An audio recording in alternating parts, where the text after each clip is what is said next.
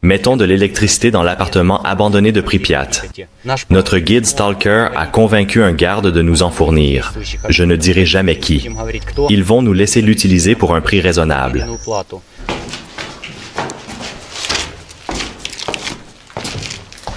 Regardez cette salle d'ascenseur.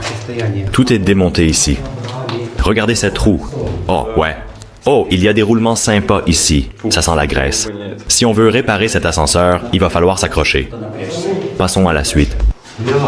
Les gars, il y a des batteries fer-cadmium ici. Elles peuvent encore contenir un peu d'électricité. Est-ce qu'elles fonctionnent ou pas? Celle-ci s'appelle GN45. Ça veut dire fer-cadmium, si j'ai bien compris. Je ne sais pas à quoi elles servent.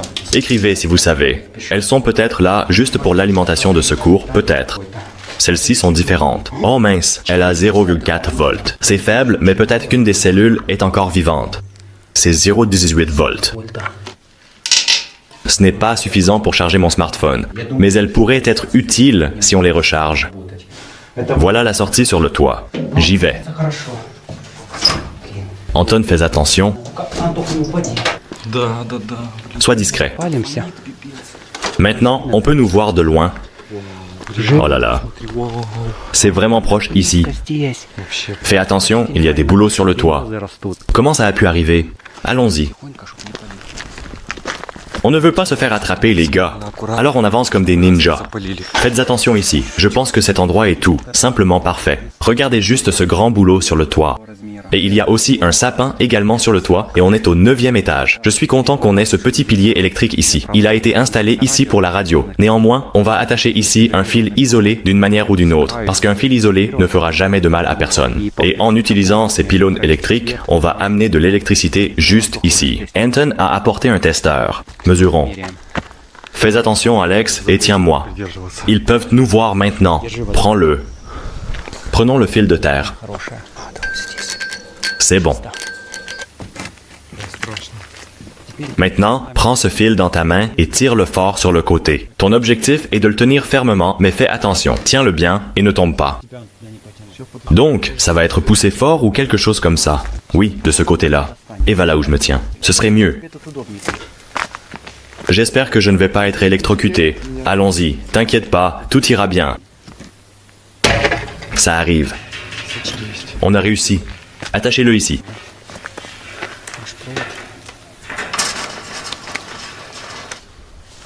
C'est du cuivre? Pas possible, ils ont déjà volé tout le cuivre. C'est du fer, le ruban adhésif, le fil. Voilà comment travaillent les électriciens Stalker. Oh, si jamais tu t'es posé la question, personne n'a jamais fait ça avant. Je ne fais pas que le dire, c'est un fait. L'appartement maintenant, pas tout de suite, on prépare. On doit l'attacher ici maintenant. Tirons-le. Attachement. Ouais, et je tiens le fil maintenant, sinon il va tomber. Lâche-le maintenant. Oh là là, ouais, maintenant il faut le fixer. On ne veut pas qu'il tombe. Le ruban adhésif, s'il te plaît. C'est presque prêt, les gars. On frime un peu. N'importe qui autour peut nous voir maintenant. Personne ne soupçonnerait quoi que ce soit si on était dans une ville normale maintenant. N'oubliez pas qu'on est dans la ville interdite. Tout est prêt, les gars. Regardez ce qu'on a fait. Et on a un long fil ici. On va le faire passer à l'intérieur du bâtiment, puis on installera un transformateur abaisseur. On ne peut pas juste mettre du 220 volts puisque le fil est fin et long. Sa résistance est énorme. Il y aura une chute de courant si on dépasse 200 watts. J'ai augmenté la tension avec le schéma classique, mais avec des transformateurs de micro-ondes. J'ai caché le transformateur élévateur à la base des Stalker et l'abaisseur sur le toit. Ils sont connectés selon ce schéma et c'est une ligne électrique haute tension, 4000 volts. Un conducteur neutre est solidement mis à la terre, pas besoin d'un second fil. Il sera mis à la terre. Et j'ai choisi un transformateur et des fils en aluminium. De cette façon, les gens n'auront pas envie de s'y intéresser. Je ne m'attendais pas à ça. J'ai actionné les interrupteurs pour la sécurité. À la maison, on éteindra la lumière. On ne veut pas de bagarre ici, tu comprends? Un stalker avisé peut trouver l'interrupteur et utiliser notre électricité, mais les enfants ne le trouveront pas. La haute tension, ce n'est pas une blague. Imaginez ça. Maintenant, nous avons de l'électricité dans la Pripyat abandonnée. Et cela signifie que si nous venons ici en hiver, nous pourrons utiliser un peu de chauffage et y vivre. Imaginez ça. Nous n'aurons pas à brûler quoi que ce soit. Et en fait, c'est interdit. Donc, nous allons simplement vivre dans un appartement normal. Nous utiliserons juste un radiateur pour nous réchauffer, cuisiner quelque chose et être en sécurité et au chaud. S'il y avait un magasin dans le coin, nous pourrions emménager à Pripyat et y vivre régulièrement parce que nous savons où trouver de l'eau ici. Nous avons l'électricité et Internet. Nous avons même la 4G sur le toit. C'est incroyable. Regardons le tableau électrique. Le câblage a fonctionné dans la plupart des appartements. Ils sont presque parfaits. Est-ce que ça va vraiment marcher maintenant? Nous l'avons allumé et ça fonctionne. C'est bien. Oh, là là. Regarde ça. Oh, là là. C'est vraiment génial, les gars. Est-ce que vous allez un jour... Oh, la recharge a commencé. Charge rapide 75%. Est-ce que vous voulez qu'on restaure cet appartement dans l'état où il était avant la catastrophe? On peut rassembler des meubles, de la décoration et des appareils. Je veux dire, rassembler tout ce que nous pouvons à Pripyat dans un seul appartement et en faire un musée de la vie soviétique afin que les gens puissent ressentir l'atmosphère qui y régnait avant la catastrophe. Écrivez ci-dessous et nous essaierons de le faire. Nous avons décidé de réparer cette cuisinière. Sans la plaque de cuisson, nous utiliserons un fil d'acier, dont la résistance élevée peut servir de plaque. Nous allons donc maintenant essayer de faire fonctionner cette cuisinière, même si elle est actuellement démontée. Allumons la lumière et ensuite... Oui, j'ai compris. Est-ce que ça marche? Ah, voilà. J'enlève la plaque de cuisson, pas de court-circuit, allons-y. Allons-y. Regardez ici maintenant. Allez, allez, allez. Voilà. Allume la lumière. Oui, éteins-la. Oh là là. Sentez la chaleur avec la main. Regardez ici, les gars. Oh la vache, c'est tellement chaud. Allume la lumière maintenant. Tourne, tourne, tourne. Hey, ça va brûler maintenant. Regarde là-bas. Ça prend feu. Il y a du bois, les gars. Du bois. C'est bon, je vais. Le fil fume. On ne veut pas brûler cette table. Donc, ça ne s'éteint pas. Alex, éteins-le. Ouf, je l'ai fait. Regardez ça, les gars. Comment vous trouvez Pripyat? On va mettre ce fil dans ce four. Il est plus ou moins intact. Moi, on aura la cuisinière qui fonctionne. On pourra aussi l'utiliser pour chauffer. Éteignons-la, car on peut nous voir depuis la rue et cette fenêtre est ouverte. On ferait mieux d'utiliser des rideaux avant d'allumer la lumière, tu sais. Allons-y. Anton a été exposé à la radiation hier. As-tu vomi? Il a vomi plus fort que toi. Anton n'a rien vu autour de lui. Écoute, Dima, tu le penses vraiment? Quoi? C'est vraiment de la radiation? Anton, tu crois que tu as vomi pour rien? Il a peur que je sois une source de radiation. Hier, j'étais à l'intérieur du réacteur. Il était aussi sale qu'un cochon. C'est le 4e jour, voyage à Tchernobyl avec... C'est dur les gars. Anton était dans le réacteur. Quand il est revenu, il était couvert de saleté et de poussière et il s'est endormi près de moi dans mon lit. J'ai essayé toute la nuit de le secouer pour le faire tomber par terre, mais il revenait toujours comme un boomerang. Et Alex ne dort pas du tout. Nous n'avons pas eu de repos pendant tous ces jours. Maintenant, je vais interviewer Alex en secret. Et nous saurons tout sur l'usine des Gitans. Chut, Alex arrive. Alex, est-ce que ça coûte cher d'acheter un Gitan? 300 $. Celui-ci est-il chargé? Il vit vraiment dans ton sous-sol, Alex. Allez, prends ta caméra. Dépêche-toi. La blague sur les Gitans est trop vieille. Il savait que ça marchait. Regarde-le, mec. C'est parti. Cerise, cerise, cerise d'hiver. Je t'ai apporté à manger, frère. Je croyais qu'il allait le manger. Peut-être que tu veux essayer? Oh oui, bien sûr. Les règles de la zone interdite. Ne mange pas les fruits des arbres. Au moins, maintenant, il est recouvert de poussière radioactive à cause du vent. Je vais vous montrer comment fabriquer une machine à souder avec cette batterie. Et tout ce dont on a besoin pour ça, c'est d'une batterie de vélo électrique, d'un morceau de fil qui servira de ballast et conduira le courant, et de l'électrode avec une pince. Est-ce qu'on a un masque de soudure? Quoi? Un masque? Pas de dentelle. Le fil neutre est ici. Vadim a dit que le moins coupe et le plus soude. Bien sûr, je suis un soudeur professionnel. J'ai même un diplôme de soudure au nylon. Quoi? Je voulais dire soudure au néon. C'est cool et tout ça. Et j'ai le 6e grade. Bon, Vadim va nous montrer comment souder maintenant, mais d'abord, je dois vérifier comment ça marche, pour être sûr que ça n'explosera pas. La soudure va montrer de quoi nous sommes faits. Je fais tourner l'électrode. Attention, éclair. Au lieu d'un masque de soudure, j'ai une pince à la main. Oh, mon Dieu! Calme, c'était trop lumineux. On est aveugle maintenant. Presque soudé. Sainte soudure, l'électrode est restée collée. Fais-le comme un pivert. Qu'est-ce que ça change, vraiment? Bête. Quel spectacle. Saint.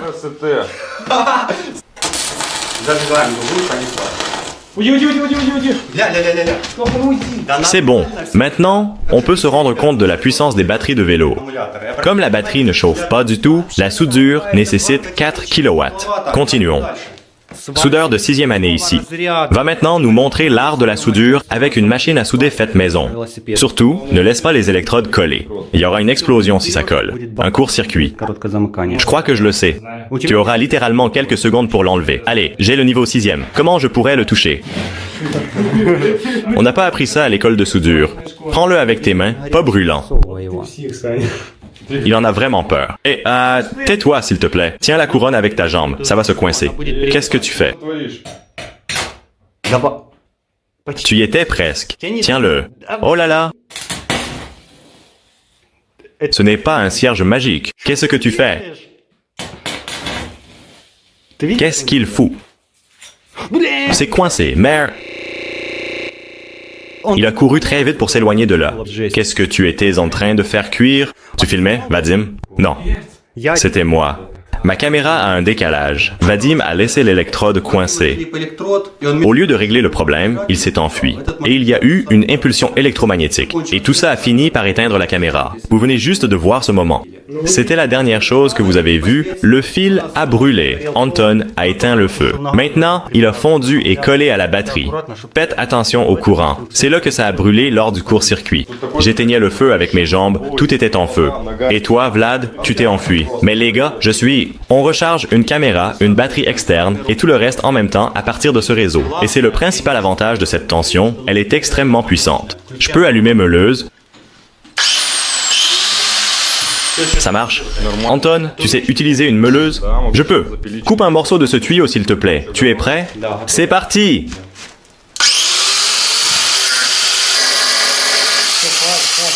Je peux couper ici. Ok, regardez ça, les gars. Maintenant, tout est prêt pour la tentative finale de lancer la grande roue.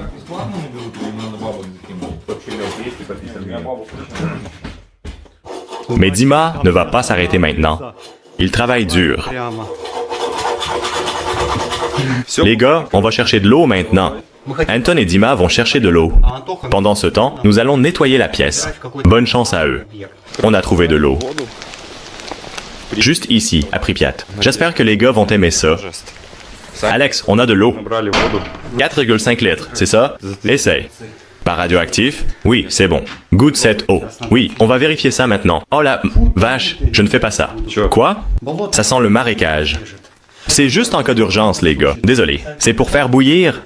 Allez, essaie. On doit la prendre. De l'eau potable? C'est de l'eau potable. Je la boirai plus tard. Voilà, l'un des meilleurs youtubeurs a peur de boire de l'eau. Il est presque 1h du matin, tôt le matin, et nous allons lancer la grande roue. Au moins, c'est l'essai final. Nous avons déplacé cette bougie par terre. Comme ça, personne ne peut nous voir maintenant. Anton est très fatigué. Ouais, salut tout le monde. Bonjour. Vadim dort encore, il est en train de quitter la maison maintenant. Nous allons à la grande roue en pleine nuit. Et notre première tâche aujourd'hui est de lubrifier tout le mécanisme. C'est parti. Parfait.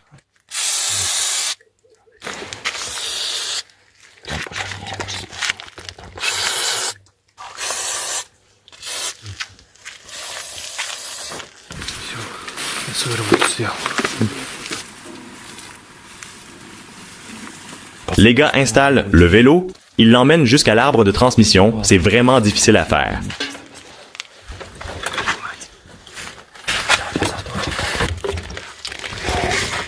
Tiens-le par derrière. Essaie maintenant. Attendez. La roue tourne mais cesse de fonctionner. Quelque chose l'empêche d'avancer. Il nous manque encore la puissance de couple. Si on pousse simplement la roue contre l'arbre, d'abord elle commence à tourner, mais ensuite elle glisse vers le bas. Qu'est-ce que tu vas faire avec ça, Alex? Touche la corde et emmêle-la. C'est le plan B? Attendez une seconde. Je vois une boucle, les gars. C'est notre plan B, ou plutôt C. La corde, on va l'enrouler sur le moteur et faire tourner la roue avec. Voici venir nos tentatives acharnées. J'espère qu'on va y arriver. Alex a conçu cette construction. Regardez ça.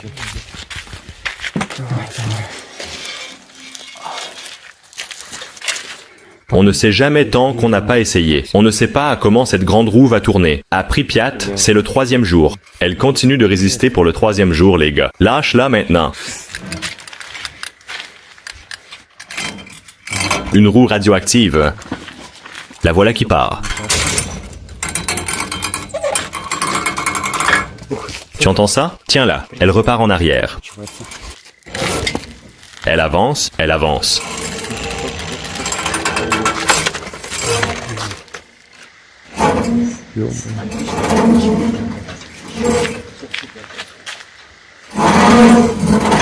Oh mon Dieu.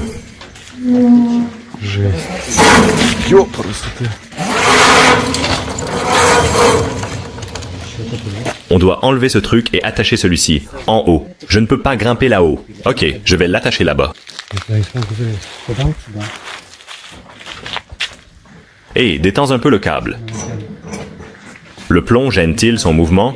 Oui, en fait, ça perturbe le processus. Je dois l'enlever? Ouais. Il est important de toujours se tenir correctement sur le volant en gardant les deux mains bien positionnées et en maintenant une prise ferme. Cela permet de mieux contrôler le véhicule et d'assurer la sécurité pendant la conduite. Maintenir. Je dois monter dessus? Ouais. C'est dangereux. Tu l'as bien attaché? Ouais, j'ai fait de mon mieux. Je te le fais perdre petit à petit. C'est n'importe quoi. Je pense que la corde ne va pas casser. Ce sera. Bien sûr, elle va casser. Regarde ce truc lourd et cette petite corde. Bon, passons de nouveau au plan B. D'accord, c'est l'arbre réducteur. Donc, si on pousse la roue contre lui, on n'aura pas assez de couple pour le faire bouger. Si on connecte la chaîne, ça fonctionne. Oui, ça a l'air bien. Ça a l'air de marcher maintenant, mais si seulement on pouvait souder. Mais notre poste à souder est en panne en ce moment. Les gars, on a vraiment fait de notre mieux et on a eu un petit succès. Mais si vous voulez vraiment qu'on continue à travailler sur ce projet, soutenez cette idée dans les commentaires. Si vous le faites, on terminera le travail. Non, et on créera les outils dont on a besoin pour ça. Je ne sais pas. Peut-être qu'on devrait prendre un tracteur et une énorme corde avec nous et le faire tourner comme ça. En fait, on pourrait le faire avec un treuil de voiture. Ça marcherait aussi. Maintenant, on a un long chemin pour rentrer, et c'est dangereux. La prochaine fois, nous avons décidé d'installer le moteur spécifique pour cette grande roue, puis de le brancher sur du 220 volts et de cacher le bouton de démarrage, pour que n'importe qui puisse la lancer et s'amuser. Les gars, on est les seuls à avoir atteint Tchernobyl en vélo électrique. Mais je ne suis pas encore satisfait, parce qu'il faut d'abord qu'on sorte d'ici. Nous sommes en train de passer le pont. On l'a fait. Je sens tellement de radiation dans mes chaussures. Ça émet fort. Mon vélo ne marche plus. Les batteries sont mortes. Maintenant, je ne me souviens plus combien de temps j'ai dû porter ce monstre à la main. Oh, il y a une fosse de chasse. Nous sommes à la Syrie. Nous avons quitté la zone. Et nos amis vont bientôt nous retrouver ici. Quel voyage de fou.